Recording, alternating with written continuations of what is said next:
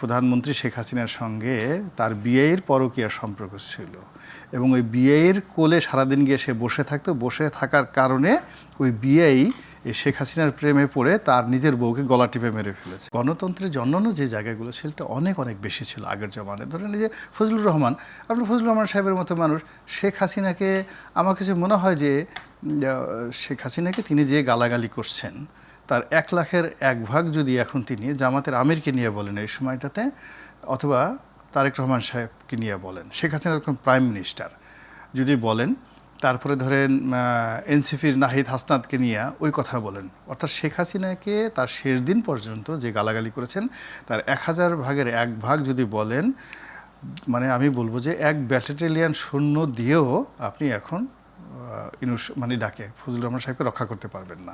যে গণতন্ত্র নিয়ে শেখ হাসিনাকে সবচেয়ে বড় স্বৈরাচার বলা হয়, ফ্যাসিস্ট বলা হয়, কিন্তু আপনার মনে হচ্ছে এখনকার চেয়ে তখন কম ছিল, মানে এটা একটা খুবই বিপরীতমুখী কথা হয়ে গেল কিনা এই সময়কার প্রেক্ষিতে? ব্যাপারটা হলো যে গণতন্ত্র এটা ওয়াইড, মানে শস্যক্ষেত্র। শেখ হাসিনা যে কাজগুলো করেছিলেন জঘন্য, সেটা হলো প্রথমত নির্বাচন ব্যবস্থা থেকে ধ্বংস করে দিয়েছিলেন। তার বিরুদ্ধে মূল অভিযোগ ছিল নির্বাচন। সেকেন্ড অভিযোগ ছিল যে তার একটা অর্থনৈতিক দানব তৈরি হয়েছিল তার চারিপাশে, যারা বড় বড় দুর্নীতি করেছে। থার্ড যেটা ছিল সেটা হলো রাজনৈতিক যারা প্রতিপক্ষ তাদেরকে আয়না ঘরে ঢোকানো, গুম খুন ইত্যাদি। আপনি যদি ধরেন এটা হলো মেজর। আর গণতন্ত্র বলতে যদি ধরেন বাক স্বাধীনতা, সংবাদপত্রের স্বাধীনতা, অর্থনৈতিক স্বাধীনতা, শিল্প কলকারখানা গড়ে তোলার স্বাধীনতা, তাহলে আপনি দেখবেন যে ওই সময়টাতে আপনি এই যে টকশোর কথাই চিন্তা করেন, টকশো আমি পার্লামেন্টে বলি, আমি যে পার্লামেন্টে ছিলাম পাপিয়া ছিল সেখানে, শেখ হাসিনা প্রধানমন্ত্রী উপস্থিত, পাশে তার বিআই যেটা মোশাররফ সাহেব উপস্থিত। পাপিয়া সংসদে রেকর্ড বক্তব্য দিল যে শেখ হাসিনার সঙ্গে, মাননীয় প্রধানমন্ত্রী শেখ হাসিনার সঙ্গে তার বিয়ের পরকীয়ার সম্পর্ক ছিল এবং ওই বিয়ের কোলে সারাদিন গিয়ে সে বসে থাকতো। বসে থাকার কারণে ওই বিয়েই শেখ হাসিনার প্রেমে পড়ে তার নিজের বউকে গলা টিপে মেরে ফেলেছে। পার্লামেন্টে এই কথা বলেছে। আপনি ডেমোক্রেসি কাকে বলে? একটু শব্দ তো হয়নি। ওই যে নীলুফার চৌধুরীর মণি, ওই মানে আব্দুল মুহিত, তা আমাদের বলতেছে আমাদের এই পার্লামেন্টে একজন মাল মুহিত আছে, বয়স্ক মানুষ, তো উনি তো বুড়া মানুষ লাফায় উঠছে, আমাকে এই কথা বললো, শেখ হাসিনা থেকে টাইনে বসাইছে যে থামো। আমি ওই দলের সংসদ সদস্য ছিলাম। আমি টকশোতে এসে বলতাম যে কিসের প্রধানমন্ত্রী, উনি কী চালায়, ওনার তো কোনো চেইন অফ কমান্ড নেই।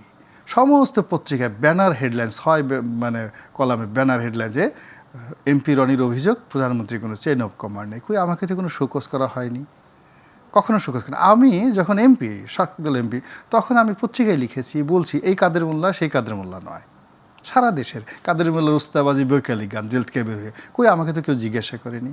এত কিছুর মধ্যেও আপনারা টকশো করতেন, সমস্ত দলের টকশো করতেন, বিএনপি আসতো, জামাত আসতো, আওয়ামী লীগ আসতো, সবাই আসতো। জামাত তো ভয়ে আসতো না। তারপরে অন্য সবাই যারা আসতো তারা হয়তো ইচ্ছা মতো সেই বাকশাল নিয়ে, শেখ হাসিনাকে, জয়কে নিয়ে, ওইটি নিয়ে কী না হতো। হ্যাঁ, জুলুম হয়েছে, অত্যাচার হয়েছে, সেটা মাহমুদুর রহমান সাহেবের উপর অন্যায় হয়েছে, জুলুম হয়েছে, এরকম ঘটনা আছে, এটা তো এখনও অহরহ হচ্ছে।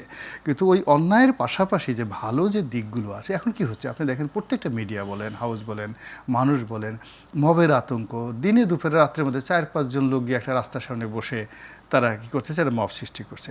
4-5 জনের কয়দিন আগে 3টা না 4টা তরুণকে ধরে পিটিয়ে সেই রাস্তার পাশে মেরে ফেললো। তো এখানে তো সব মানে অসহায় হয়ে পড়ছে। আপনি কি বলবেন? তা যেটা বললাম যে এই যুগে যেটা ছিল তুলনামূলকভাবে গণতন্ত্রের জন্য যে জায়গাগুলো সেটা অনেক অনেক বেশি ছিল আগের জমানায়। ধরেন এই যে ফজলুর রহমান, আপনি ফজলুর রহমান সাহেবের মতো মানুষ, শেখ হাসিনাকে আমার কাছে মনে হয় যে শেখ হাসিনাকে তিনি